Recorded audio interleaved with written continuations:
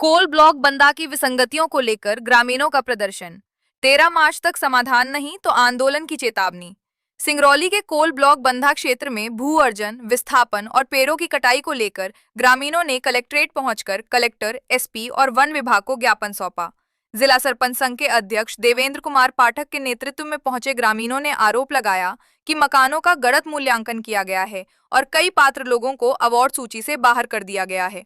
ग्रामीणों का कहना है कि महुआ की फसल खड़ी होने के बावजूद पेड़ों की कटाई कराई जा रही है, जिससे उनकी आजीविका प्रभावित हो रही है। साथ ही विस्थापन सूची जारी किए बिना प्रक्रिया शुरू करने पर भी सवाल उठाए गए हैं। ग्रामीणों ने प्रशासन को 13 मार्च तक समस्याओं के समाधान का समय दिया है। तय समय सीमा तक कार्रवाई नहीं होने पर बंधा स्थित डिप्टी रेंजर कार्यालय का घेराव कर आंदोलन करने की चेतावनी दी है।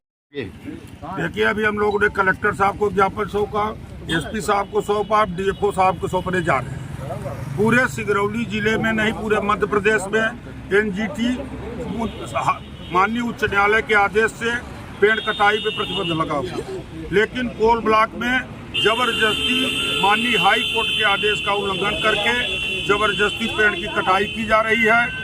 मना करने पर कई गरीबों पर, आदिवासियों पर, हरिजनों पर, पिछड़े वर्गों के लोगों पर मुकदमे कायम किए गए।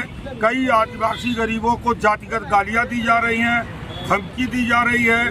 भू अर्जन अधिनियम में प्रावधान है कि कब्जा शासन लेगा, इसके बाद कंपनी को देगा, लेकिन मध्य सिंगरौली जिले का शासन कंपनी को वहाँ गुंडागर्दी करने के लिए छोड़ दिया है।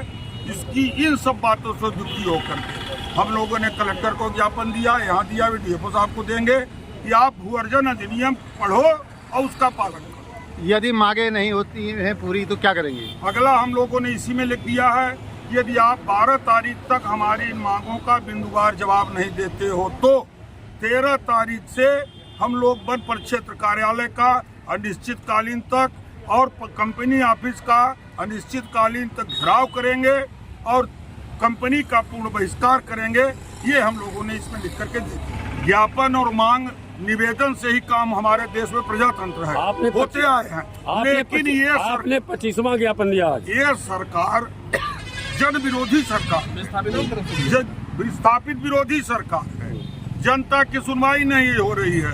तो हमने वहाँ भी बताया, यहाँ बता रहे हैं कि भैंस के आगे बीन बजावे, ठाड़ भैंस पगुड़ा, ऐसी सरकार है। तो अब क्या करें?